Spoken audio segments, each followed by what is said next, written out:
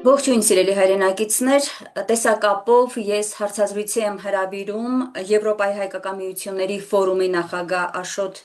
Գրիգորյանին։ Ողջունում եմ ձեզ, պարոն Գրիգորյան, հերթական այս հնարավորության համար շնորհակալ եմ։ Բարի օր, սիրելի Արմենե, բարի օր, սիրելի հայրենակիցներ, ես եմ շնորհակալ նման կարևոր հարցազրույց կազմակերպելու ձեր ցանկության համար, շնորհակալություն։ Այո, եւ իսկապես այսօր մենք շատ կարևոր զրույց ունենք։ Ես որոշեցի, որ այս մեր հարցազրույցը ամբողջությամբ կնվիրենք այն շատ կարևոր կոնֆերանսին, այն շատ կարևոր քննարկմանը, որ տեղի ունեցավ վերջերս Բրատիսլավայում, կազմակերպված ձեր կողմից Հայ Առաքելական եկեղեցու եւ Քրիստոնեության պաշտպանության կոմիտեի կոնֆերանսներ, բավական ներկայացուցչական։ Այժմ ես կներկայացնեմ մասնակից անձանց մի քանիսի անունները։ Ռուսաստանի Դաշնության Պետդումայի ԱՊՀ գործերի հանձնաժողովի առաջին փոխնախագահ Կոստանդին Զատուլինն էր մասնակցում, մեր եկեղեցու սրբազանը հարգարժան Հովակիմ սրբազանն էր ներկա, Յան Ֆիգելը, Եվրամիության առաջին նախարարը, Եվրամիության բարձրագույն ներկայացուցիչ հավատի գծով եւ հավատի ազատության ֆոնդի նախագահ Սերգեյենկո Վլադիմիր Գերմանիան էր ներկայացնում, մարդու իրավունքների հայտնի պաշտպան, աշխարհում հայտնի միջազգային դաշտում հայտնի իրավաբան Ռոբերտ Ամստերդամն էր ներկա, Յան Չարնեգուրդին, Սլովակիայի նախկին վարչապետ, Միխայիլ Բելոսուսով, Կոմունիկացիաների զարգացման ինստիտուտի փոխտնօրեն ՌԴ նախկին սենատոր եւ Հայաստանից նաեւ ներկա էր մեր բոլորի կողմից հարգված Ռուբեն Մելիքյանը, փաստաբան Ռուբեն Մելիքյանը եւ եւս ներկայացուցիչներ կային այնտեղ, բայց հիմնական զրույցը նաեւ տանում էին այս անձիկ, որպեսզի ես իմ նախաբանը չերկարացնեմ, պարոն Գրիգորյան, ուղղակի մեկ առաջարկ, մեր հարցազրույցը առաջարկում եմ ընթանա երկու ուղղությամբ, նախ ներկայացրեք, թե ինչ կարևոր շեշտադրումներ հնչեցին այս ներկայանալի անձանց կողմից կոնֆերանսի ժամանակ, եւ ապա մենք կանդրադառնանք եւ կեզրափակենք մեր հարցազրույցը ամենակարևոր հարցով, նման քննարկումների արդյունավետության հետ կապված, այսինքն գործնական ինչ քայլեր արվեցին, ես ինքս հետևել եմ նաեւ կոնֆերանսին եւ տեղյակ եմ, որ այնտեղ կոնկրետ նաև առաջարկներ են հնչել, մենք նաև հիմնականում կկենտրոնանանք այդ առաջարկների վրա։ Հիմա լսում ենք ձեզ, պարոն Գրիգորյան, ներկայացրեք այն կարևոր շեշտադրումները, որ հնչեցին կոնֆերանսի ժամանակ, խնդրեմ։ Սիրելի Արմենե, ուրեմն մեր կոմիտեի անունը Հայաստանում Հայ Առաքելական եկեղեցու եւ Քրիստոնեության պաշտպանություն, այսինքն կոնկրետ Հայաստանում։ Եվ անդամները չափազանց հեղինակից են, իսկապես ես ինքս զարմանում եմ, ինչպես մեզ հաջողվեց մի տանիքի տակ հավաքել նորին մեծություն եւ նորին սրբություն Լորդ Քերի Կլիֆտոն, Քենթերբերի նախկին arczepiskopos Անգլիա, դե Յան Չարնոգորսկի ասեցիք, Զատուլին դուք արդեն ասեցիք, Լուիս Մորենո Օկամպո, բոլորդ գիտեք, Մակի գծով դատախազ, նորին մեծություն եպիսկոպոս Պատրիկ Սուրդեո, Յան Ֆիգելը ներկայացեցիք, Ջոնաթան Ստիլգարդյանի գլխավոր նվագի, Լյուբոշ Բլահա Եվրոմիության պարլամենտի ներկայացուցիչ Սլովակիայից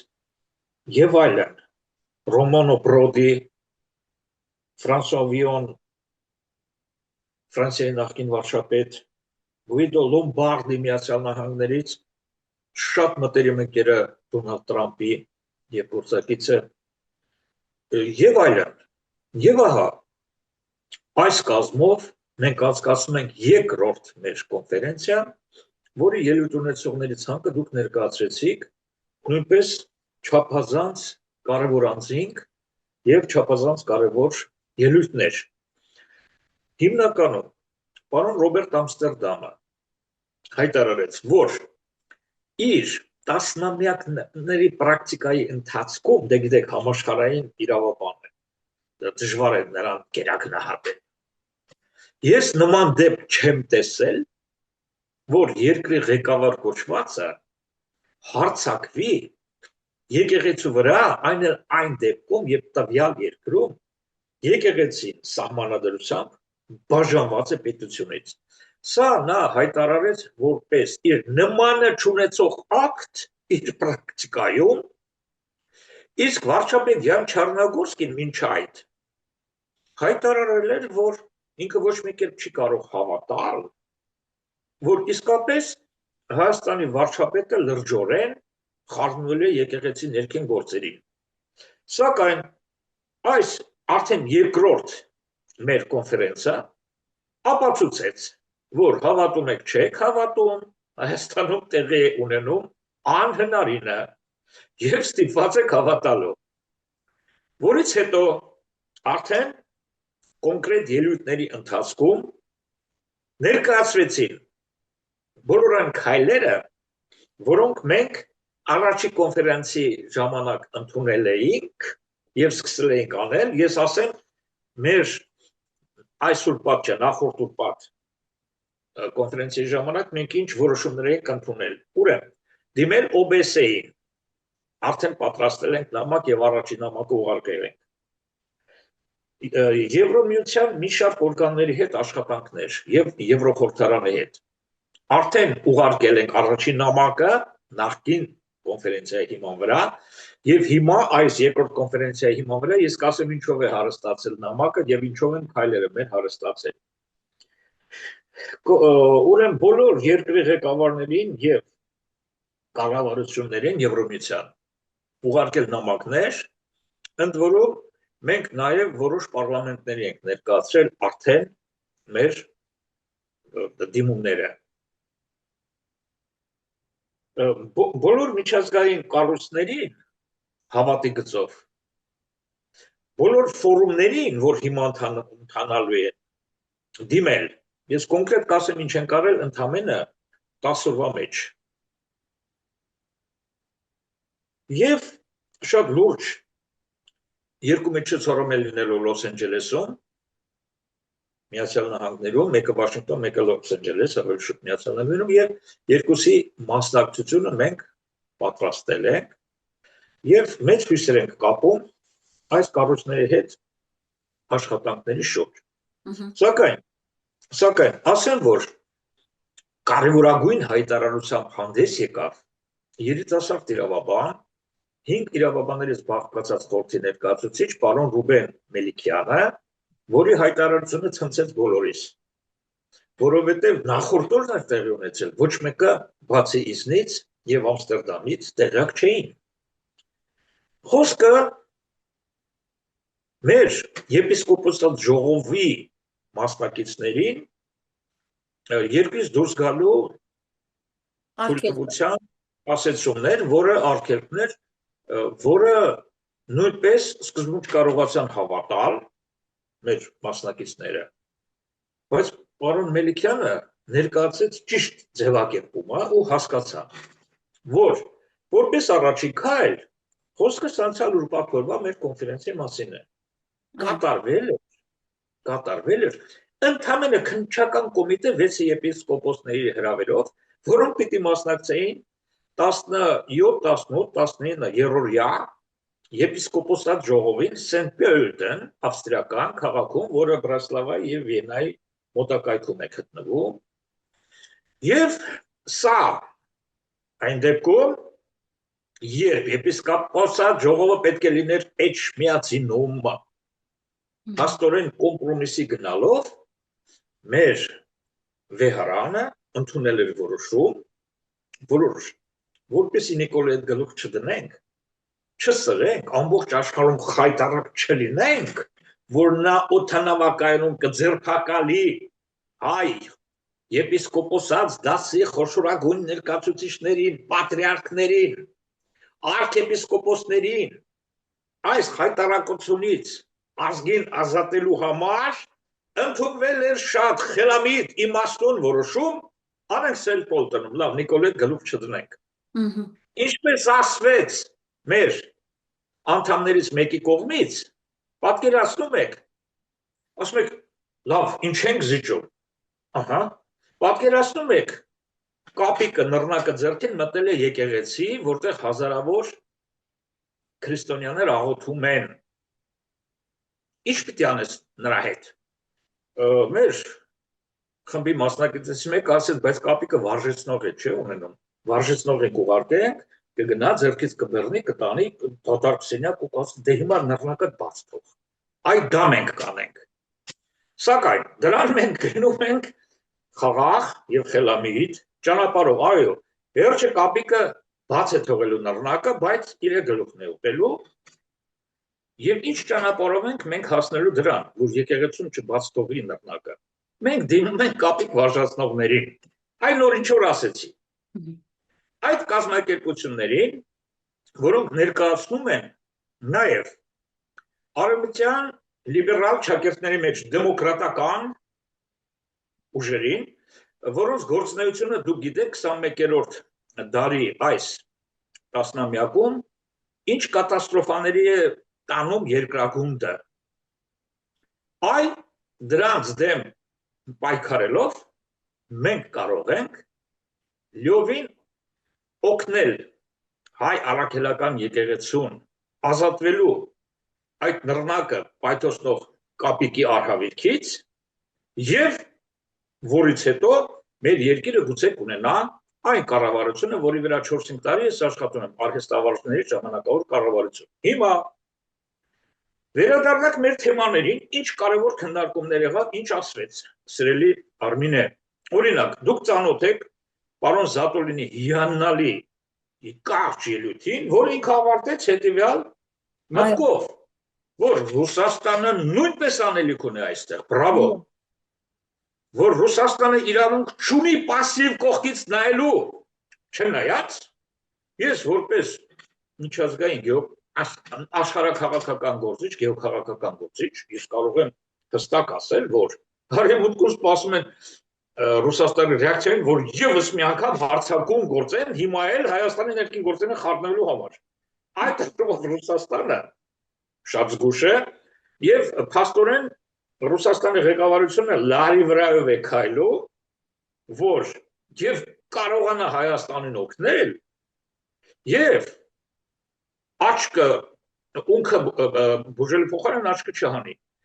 Նման իրավիճակում պարոն Զատուլինի խոսքը շատ կարևոր էր, որտեղ նա ուղղեց իր երկրի ղեկավարությանը եւ դրա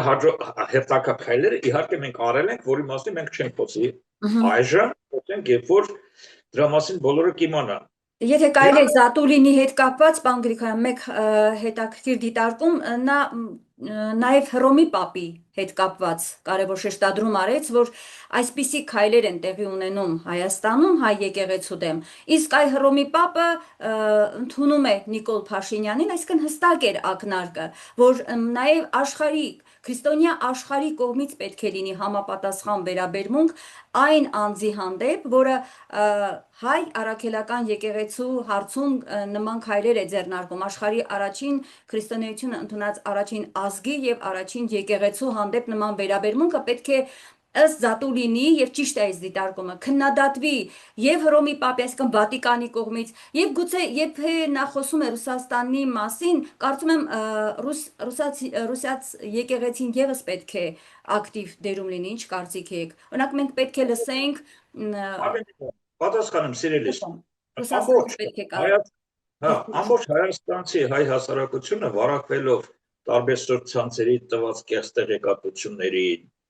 եւ նաեւ լինելով միշտ պահանջկոտ, բայց ոչ իր նկատմամբ այդ դիմացինի, դա մեր հիվանդությունն է, մեր հայաստանյան մասի ապրողների հիվանդությունն է, որովհետեւ ես որ տեսնում եմ այ բազմիցս ձեր հետ միասին խոսել ենք, կաթոլիկ եկեղեցու նկատմամբ այդ հիվանդագին վերաբերմունքը, երբ որ դա բրիտանացիների կողմից ներմուծվել է որպես բացի, որպես վիրուս հայաստանցիների մեջ, ստիպված եւս մի անգամ անդրադառնամ։ Սիրելիս, պարոն Զատուլինը, դե կներեք, դիվանագիտության մեջ մենք բավականին մեծ ճանապարհ ենք անցել։ Իսկ դիվանագիտական քայլ արեց։ Դե դա բնական է, ես անմիջապես հասկացա, եթե դուք դրա մասին խոսք բացեցիք, ներկայացնեմ, նա չէր կարող ուղղակի կպնել իրենց ղեկավարությանը նախապես իր համար ալիբի չստեղծելով։ Զուտ ձևի համար նա նշեց, որ այ Հռոմի Պապը, չէ, բա մեր ղեկավարությունը, այ մեր ղեկավարությունը, տեսեք, հիանալի դիվանագիտական քայլեր։ Եվս մի անգամ հայտարարում։ Այն ինչ կաթողիկ եկեղեցին անում է հայ առաքելական եկեղեցու համար, ես խնդրում եմ, բարի եղեք, տեղյակ լինել, առաջինը, հենց հայ առաքելական եկեղեցու ղեկավարներից ունեմ ձեզ, գուցե ասեմ, գուցե չասեմ, բայց ես ասում եմ,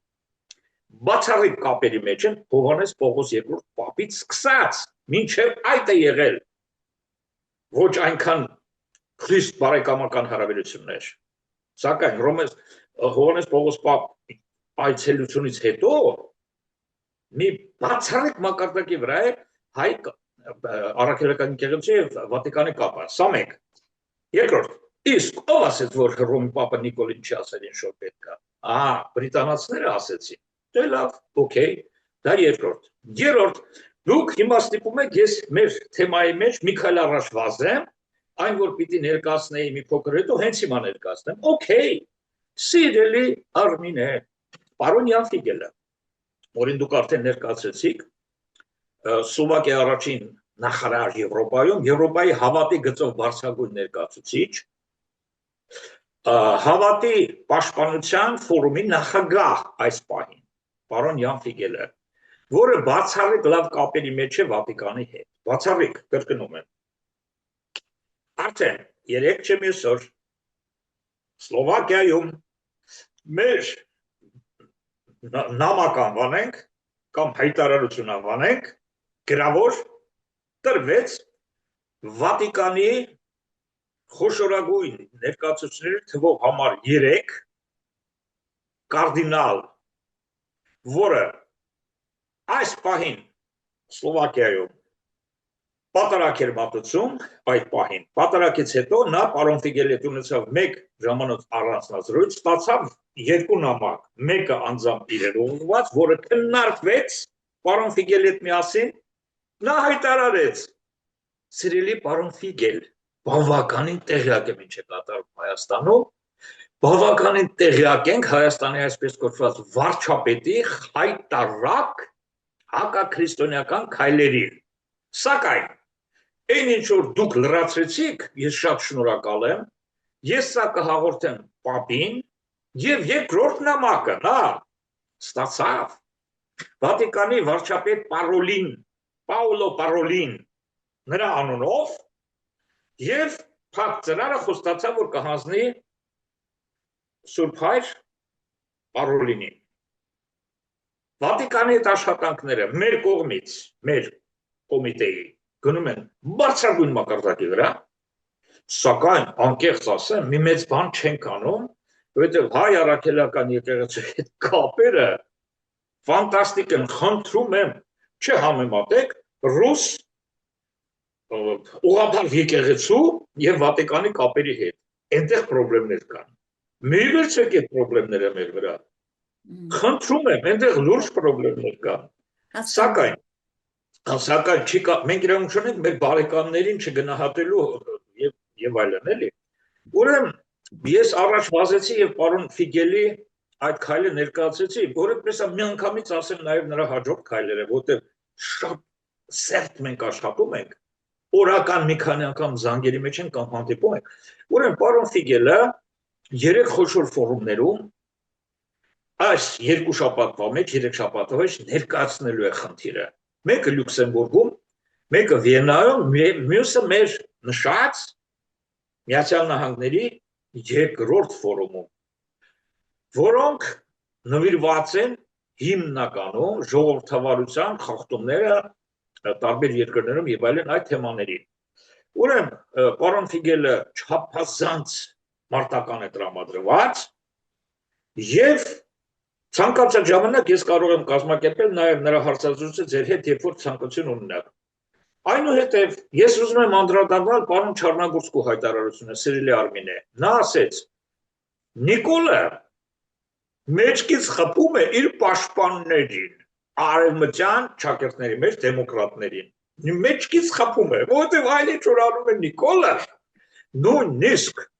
արևմտյան այդ ինստիտուտների կողմից չեն ընդունվում, որովհետև ակնհայտ հակաժողովրդական եւ հակասահմանադրական քայլ է անում։ Դրանով նա չի պատկերացնում ոնց է իրեն վճարողներին, սատարողներին ուղղակի մեջքից խփում կամ գլխին խփում։ Չառնագորսկու հայտարարությունը։ Այնուհետև Գերմանիայի քաղաքացի եւ շատ հայտնի պուբլիցիստ մարդու իրավունքների խոշոր պաշտպան Սերգեյենկոյի մասին երկու բառ։ Այո։ Այն ինչ առաջարկեց նա դժվար է գերագնահատել։ Ճիշտն ասած, այս ցանկը ես ձեզ ներկայացրեցի այդ մեծանունների։ Մեզ էլ ոչ մեկի մտքով չէր անցել անել 2-3 անգայլերը, որը ինքը արդեն անցել է, հաղթել է, ունի կապեր արդեն հաստատված։ Խոսքը Եվրոպայի միջազգային դատարանի մասին է, Եվրոպայի միջազգային դատարանի մասին է, որտեղ ինքը իր վրա վերցրեց արագ հարցը ներկայացնել մի պայմանով։ Եթե մեր ֆորումի ժամանակ Ռուբեն Միքայելյանը հրած հայտարարությունը առայն, որ փորձելու են արգելել ելքը, դա տեղի ունենա։ Եթե ասես դա տեղի ունեցավ, ես ի վրա եմ վերցնում, որ Եվրոպայի միջազգային դատարանը Նիկոլի այդ քայլը կհամարի հակա սահմանադրական եւ կկասեցնի Նիկոլի այդ քայլը։ Եվ նաեւ ինքը ասես Լյուքսեմբուրգի դատարան նույնպես պետք է դիմել, սակայն Լյուքսեմբուրգի դատարան ինքը ասես որ պետք է պարտադիր դիմվի վեհարանի կողմից։ Այնտեղ արդեն անձիվ պաշտպանության մասին է խոսքը։ Այդ 6 եպիսկոպոսները, որոնց վրա բռնանում են, մենք կարող ենք նրանց թույլտվությունը ունենալով կասեցնել այն ինչ որ փորձում է անել, որովհետև չի կարողանալու անել։ Եթե մենք կասեցեցինք, չի կարողանալու անել։ Կամ կանի եւ կապիկը նռնակը բաց կթողի դատարկ սենյակում։ Ուրեմն այս ֆոնի վրա նաեւ շատ գործնական խնդրակով դիմեցին, որ արդեն կատարել են պարոն Ամստերդամը հրապարակավ ասեց։ Ես ամեն ինչ անում եմ հայ առաքելական եկեղեցու պաշտպանության համար, սակայն խնդրում եմ, որ վեհապարը իր համաձայնությունը տա, որ մենք կոնկրետ իրեն եւ եպիսկոպոսներին կոնկրետ պաշտպանենք։ Եվ պարոն Ամստերդամը բացատրեց ինչի համար է դա ասում եւ ինչ քայլեր է պատրաստում անել։ Մենք ունենք պարոն Ամստերդամի արդեն գրությունը, որը մեր կոմիտեի անդամներին ենք ներկայացրել եւ նաեւ տարբեր կառույցներին։ Ես երևի թե ասեմ, որ ամենակարևոր մտքերը, որոնք շարունակություն են ունեցել արդեն, ես ես ներկայացրեցի։ Շատ լավ, Այստեղ եթե կարելի է, պարոն միտքը շարունակեմ, հա ձեր Ռոբերտ Ամստերդամի առաջարկը ընդունվել է մեր եկեղեցու կողմից, հակիրճ եթե կարելի է ասեք, եթե չէ, եթե հարմար չեք գտնում մի հրապարակեք։ Շնորհակալություն։ Անցանք առաջ։ Եվ իմաստուն, շարունակեք։ Շնորհակալ եմ։ Եվ ես մի բան եմ ուզում նաև հիշեցնել, նախ Յան Ֆիգելի հետ կապված շատ կարևոր էր, այո, եւ ասեմ, որ շատ գործնական առաջարկներից մեկն էր նա ներկայացնում եւ ինձ համար հաճելի էր լսել, որ եւ Ռոբերտ Ամստերդամը եւ Յան Ֆիգելը խոսում են գործնական քայլերի կարևորության մասին։ Մի դրվագում, օրինակ, Ամստերդամը ասում է. մենք բոլորը շատ լավ գիտենք ով է Նիկոլ Փաշինյանը, գիտենք նրա կերպարը, նրա դավաճանական քայլերը իր երկրի, իր եկեղեցու նկատմամբ, բայց եկեք ասում է այլևս այդ մասին չխոսենք, քանի որ շատ լավ գիտենք նա ինչ է անում, եւ անցնենք գործնական քայլերի, դա բրավո, շատ ողջունելի է, որովհետեւ մենք արդեն մի քանի տարի է խոսում ենք այդ կերպարի բոլոր ուղղություններով վերլուծում ենք ով է Փաշինյանը, ժամանակն է այդ կերպարից ազատվելու եւ ուրախ եմ, որ միջազգային հայտնի իրավաբան այդ շեշտադրումը արեց, ինչը կար նաև Յան Ֆիգելի խոսքում եւ դուք արդեն ներկայացրեցիք, որ նա այդտեղում հենց խոստացավ կոնկրետ քայլեր անել եւ փաստորեն արել է։ Դա շատ ուրախալի է եւ նաեւ ասեց, որ պետք քարտուղարություն, չէ, ես եթե չեմ սխալվում եւ անվտանգության խորհրդին Միացյալ ԱՄՆ պետքարտուղարության եւս պետք քարտուղարությունում եւս պետք է հնչեցնի այս խնդիրը։ Կարծում եմ այդ քայլերը եւս արվել են, պարոն Գրիգորյան, այդպես է։ Տեղյակ եք։ Արմինե ջան, ոչ միայն տեղյակ եմ, այլև մի փոքր շեշտեմ մի քիչ առաջ ձեր արած շատ կարևոր դիտողությունը, դիտարկում ավելի շուտ ներողություն, դիտարկումը, ես իրավունք չունեմ շատ բան ասելու, մինչև քայլերի ավարտը, արդեն անկեղծ ասեմ որոշ բաներ, որը սահմանի վրա է, ես ներկայացրեցի։ Հասկանալի է։ Լավ, Ասեմ, ահա, խնդրեմ։ խմբերը, ասեմ, որ արդեն մեր խմբերը Միացյալ Նահանգներ են մեկնել եւ այնտեղ չեմ ուզում նշեմ այն կազմակերպությունների անունները, նույնիսկ այստեղ էլ մի քայլ առաջ գնամ, ասեմ, խոշոր հայկական կազմակերպությունների հետ են հանդիպել նահանգների ամենախոշոր եւ արվում է մաքսիմումը, սակայն արդյունք ունենալու համար այն է, այս մեր երկխոսությունը լսում է նռնակաձեռքի այդ պարոնը եւ հասկանում է, որ օհո, սա շատ վտանգավոր խաղի մեջ է ինքը մտել, քանի որ կոմիտեն ասում է դու նռնակը բաց ես թողելու դատարկ սենյակում, որտեղ դու կլինես միայն, կամ գուցե քո ընտանիքը։ Սա ուղղակի զգուշացում է խելամտության կոչով, ոչ թե իր անվտանգությանն ենք սպառնում։ Մենք խելամտության կոչ ենք անում, որ տեղ չես հասնելու։ Իսկ եթե հանկարծ արգելեցիր եպիսկոպոսների ելքը եւ վեհապարի ելքը Հայաստանից, այ մենք դրան ենք սպասում եւ դրա համար բոլոր քայլերը ինչ որ նախատեսվել էր, արդեն սկսվել են, չեն ավարտվել դեռ ժամանակ ունենք։ Հասկանալի։ Ինտենսիվ աշխատելու ենք, համեցեք։ Պարոն Գրիգորյան, իհարկե գայթակղիչ է իմանալ ավելին, բայց հասկանում ենք, որ մեզ լսում են ոչ միայն մեր հարազատ բարեկամ երկրները կամ անձիկ, այլ հենց մեր թշնամիները, դրա համար էլ ես ինքս որքան էլ ասում եմ լրագրողական հետաքրքրությունը մեծ է ավելի հարցեր տալու եւ ավելի պատասխաններ ստանալու, խնդրում եմ դուք կարող եք ուղղակի չպատասխանել։ Ես նամակներ, որը դեռևս իրավունք չունեմ հրապարակելու, բայց ես խոսք եմ տալի։ Հենց հասցեատիրոջը հասավ առաջինը ես ձեզ կներկայացնեմ։ Շնորհակալ եմ, կարևորը որ գործը առաջ գնա եւ մենք խոսենք ինչ արվեց եւ ինչի հասանք, ոչ թե նախապես խոսենք եւ թույլ տանք, որ մեր թշնամիները կանխարգելեն մեր քայլերը։ Ես ուզում եմ նաեւ շատ հետաքրքիր էր ինձ համար Վլադիմիր Սերգեյենկոյի խոսքը, որտեղ նա ուղիղ համեմատություն տարավ այն իրավիճակի հետ, որ կատարվել էր Ուկրաինայում ռուս եկեղեցու դեմ ուղված, այսինքն շատ հետաքրքիր էր աշխարհ քաղաքական տեսանկյունից այս նրա դիտարկումը եւ միաժամանակ Սերգեյենկոյի խոսքում կարևոր էր հետեւյալը, թեպետ բոլորը խոսում էին միջազգային տարբեր կառույցներին դիմելու հետ կապված, նա օրինակ գտավ, որ միջազգային կառույցները ինքը համոզվել է իր կյանքով եւ իր փորձով, որ դրանք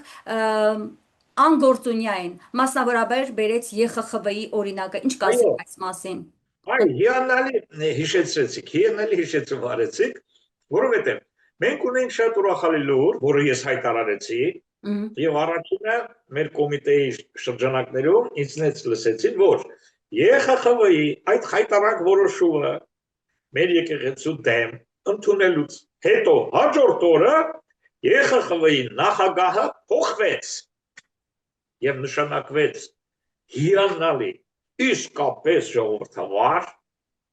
եւ իսկապես խիստ դրական ազնվորություն Ավստրիայի պարլամենտի արտաքին հարաբերությունների հանձնաժողովի նախագահ Տիկին Պատրիցյան, որը բացարձակապես պահում է հայ եկեղեցու պաշտպանության կողմը։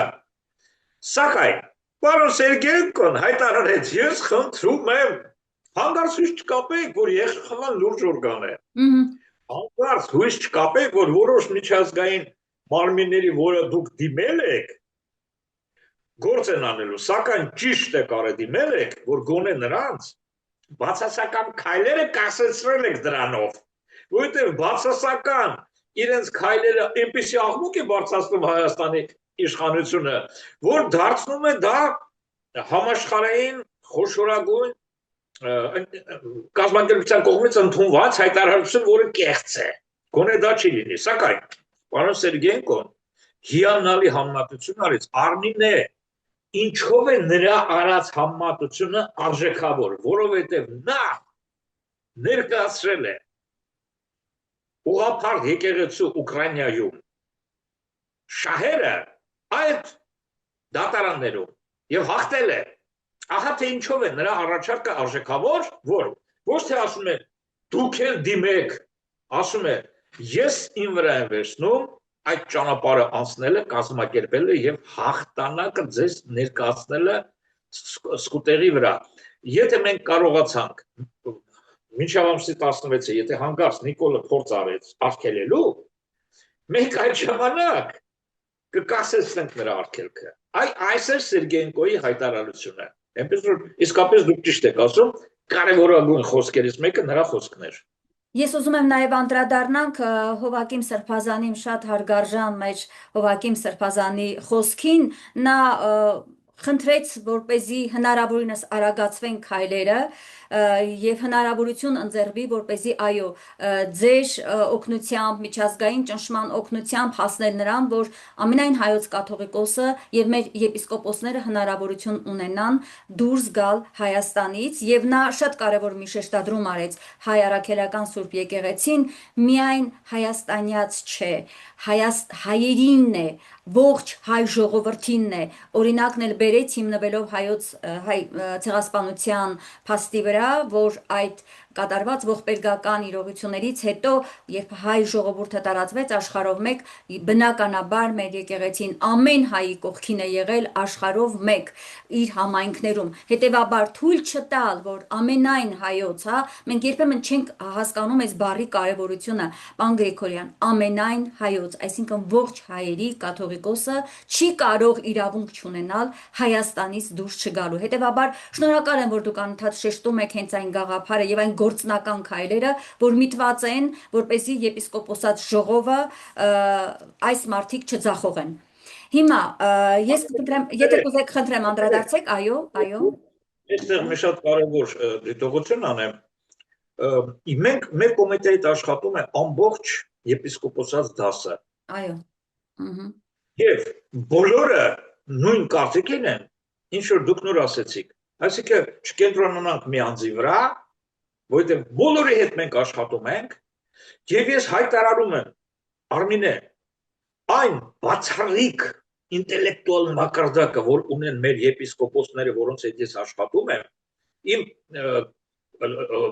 ժողովրդական լեզվով ասած բերանս բաց է մնացել։ Հավատացեք, իրենք մի կարգ ավելին են, քան մենք։ Ես գիտեք ինչ կարգի հայրենասեր եմ ինձ համարում, ես կյանքս ցանկացած վարքան կտամ հայրենիքի համար, բայց ես մի գիծ ավելի ներքև եմ, երբ ինձ համատում եմ այն այրերի հետ, որոնք իրենց անձնական կյանքն են նվիրել նաև մեր ազգին, ազգական կյանք չունեն նրանք, ընտանիք չունեն։ Կարճ ասած, այդ առումով խորին շնորհակալություն եմ հայտնում մեր բոլոր եպիսկոպոսներին եւ արքեպիսկոպոսներին, որոնցից հուդաները բաժանվեցին այդ տասնյակ, մեկ տասնյակ հուդաներ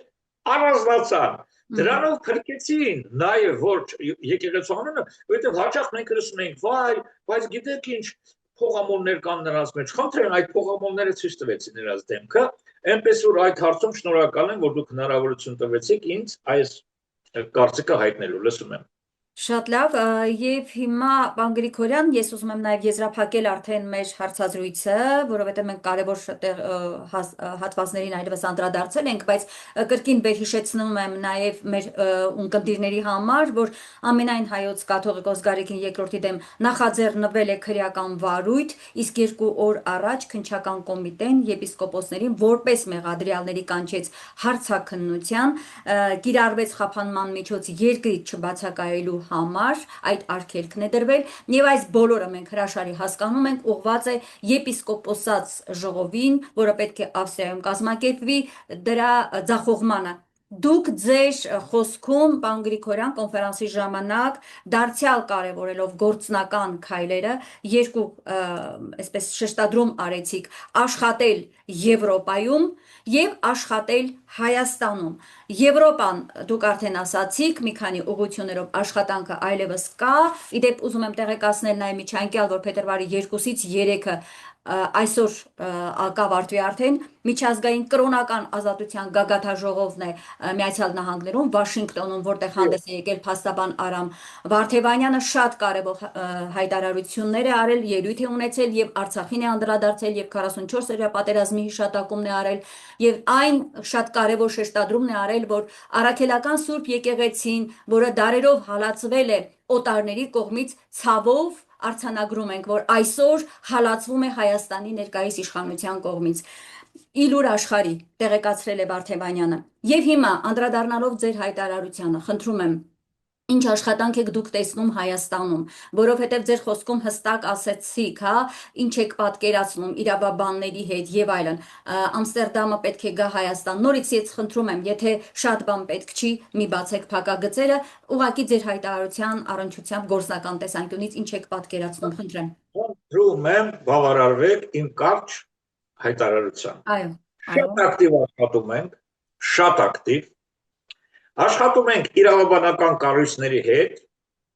կոնկրետ այն կառույցների, որոնց անունները ինքներդ տվեցիք, այդ հնգյակը եւ այլն։ Աշխատում ենք վեհարանի հետ, ավելին չեմ ասի։ հասկացա։ Միայն հավատացնում եմ, չափազանց գոհ եմ ես։ Եվ այն հայտարարությունը, որ դուք ինչ լավ է որ հիշեցիք ու կատարեցիք, շնորհակալ եմ դրա համար։ Հայ առաքելական եկեղեցին Հայաստանինը չի։ Հայ առաքելական եկեղեցին 10-12 միլիոն հզոր հայ ժողովրդին է։ Աշխարհի ամենահզոր ժողովուրդներից մեկը, որը ունի բացառիկ մտավորականություն, որի նմանը քիչ ազգեր ունեն, եւ հսկա քանակ ժեղ, որը նույնպես քիչ ազգեր ունեն։ Սա մեր հաստատությունն է, բայց դրսում, արտերկրում մտավորականության հետ են շփվում եւ զարմանում են, թե ինչ ինտելեկտուալ մակարդակ ունի հայ ժողովուրդը եւ մեր վեհապարը ներկայացնում է մեր բոլորիս կապը Աստծո հետ, բոլորիս։ Շնորհակալություն Արմինե ջան։ Շնորհակալ եմ, ես էլ պարոն Գրիգորյան, այս ձեր աշխատանքի համար, այդ կոնֆերանսին ես հետևել եմ եւ նորից ուզում եմ այսպես տեսակապով առիթից օգտվելով եւ ձեզ նաեւ շնորհակալ լինել այն աշխատանքի համար, որ դուք տանում եք այդ հայրենանվեր աշխատանքի համար եւ կոչ անել նաեւ աշխարհի մեր հայտնի հայերին անել այդ աշխատանքները, այն ինչ դուք եք անում, կարող են ավելի լավ, կարող են պակաս, բայց արվի պետք է ամեն հայի կողմից գործ պիտի արվի ի պաշտպանություն մեր եկեղեցու եւ ի պաշտպանություն ի վերջո հայ պետականության, հայոց պետականության, որն այսօր վտանգված է։ Շնորհակալ եմ ձեզանից, պարոն Գրիգորյան, եւ ես այժմ, եթե չկա այլևս ասելիք, ներկայացնեմ ձեզ եւ ավարտենք։